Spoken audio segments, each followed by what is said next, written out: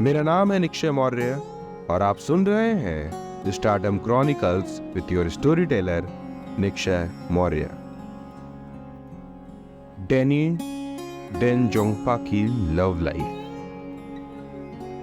Film industry में ऐसे कई अभिनेता हैं जिन्हें फिल्म का हीरो तो नहीं बनाया गया, लेकिन विलन के किरदार ने उन्हें रातों रात स्टार बना दिया। इनमें से एक बॉलीवुड के दिग्गज अभिनेता डैनी डेनजोंगपा है।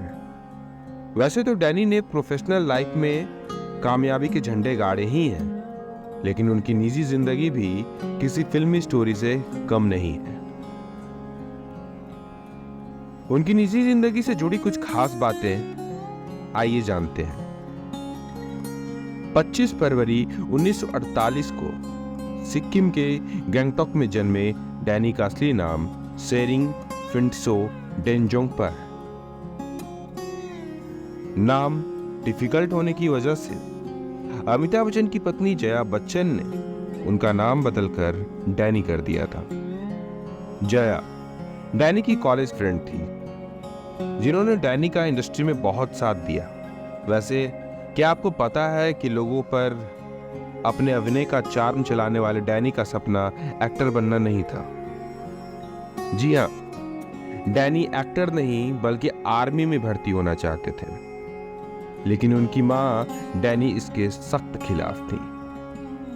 उनकी माँ चाहती थी कि उनका बेटा आर्मी में जाने की बजाय आर्टिस्टिक बने।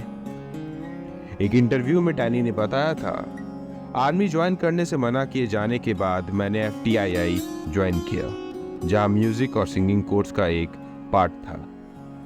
उस वक्त मैंने देश के कई मशहूर सिंगर आशा भोसले, लता मंगेशकर, मोहम्मद रफी, किशोर कुमार जैसे सिंगर्स के साथ गाना गाया था। इसके बाद मैं एक सिंगर बनना चाहता था, लेकिन बाद में मुझे पता चला कि म्यूजिक सिर्फ कोर्स का पार्ट था। कोर्स सिर्फ एक्टिंग के लिए बेस्ड था। फिर क्या था, डैनी ने सिंगिंग छोड़ एक्टिंग में हाथ आजमाया। प्रवीण बॉबी से भी रहा अफेयर। 70 के दशक में प्रवीण बॉबी और डैनी का प्यार खूब परवान चढ़ा था। डैनी प्रवीण का पहला प्यार थे, जिनसे वह बेहद प्यार करती थी। दोनों की पहली मुलाकात फिल्म धुएं की लकीर के सेट पर हुई थी। यहीं से दोनों के बीच नजदीकियां बढ़ी और वे एक दूसरे को डेट करने लगे थे। हालांकि बात सिर्फ डेट करने तक सीमित नहीं थी। प्रवीण और डैनी उस वक्त बिना शादी किए लिव इन रिलेशनशिप में रहते थे। हालांकि 4 सालों तक एक दूसरे को डेट करने के बाद दोनों ने अपनी राहें जुदा कर ली, लेकिन वे फिर भी एक अच्छे दोस्त थे। अलग होने के बाद भी प्रवीण उन्हें खोना नहीं चाहती थी, इसलिए उन्होंने ब्रेकअप के बाद दोस्ती का रिश्ता बनाए रखा। प्रवीण अक्सर डैनी के घर बिना बताए आ जाया करती थी, जिसकी वजह से उनकी गर्लफ्रेंड किम को काफी परेशानी होती थी। इस बात का खुलासा खुद डैनी ने एक इंटरव्यू में किया था।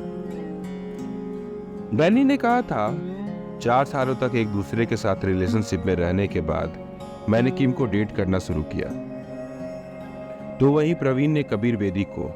वो अक्सर मेरे घर आती रहती थी और हम भी उसके घर जाया करते थे। अपने इंटरव्यू में डैनी ने बताया था, मेरी नई गर्लफ्रेंड किम को बिल्कुल भी पसंद नहीं था कि प्रवीण उनके घर आए।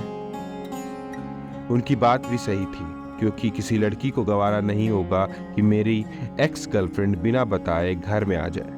एक बार तो प्रवीण ने हद ही कर दी थी। मैं किम के साथ बाहर गया हुआ था। जब घर पर आया तो देखा कि प्रवीण बेडरूम में टीवी देख रही थी। उस वक्त मैंने प्रवीण को समझाया भी, लेकिन उन्होंने यह कहकर इस लाइटली ले लिया कि हम सिर्फ दोस्त हैं।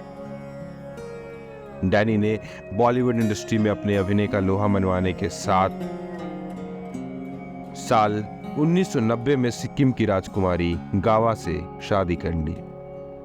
शादी के बाद उनके 2 बच्चे रिंजिंग डेनजोंगपा और पेमा डिंगजोंगपा हैं। तो ये थी डैनी डेनजोंगपा की प्रेम कहानी, लव लाइफ। ऐसे ही अन्य किस्सों के लिए सुनते रहिए stardom chronicles with Nikshay Maurya. ऐसी कहानियां, ऐसे किस्से यहाँ आते रहते हैं, हम आप तक पहुंचाते रहते हैं। अगर आपको हमारा पॉडकास्ट अच्छा लगा तो इसे लाइक करें, शेयर करें और कमेंट बॉक्स खुला है, अगर आप कुछ कहना चाहते हैं तो कह सकते हैं। धन्यवाद।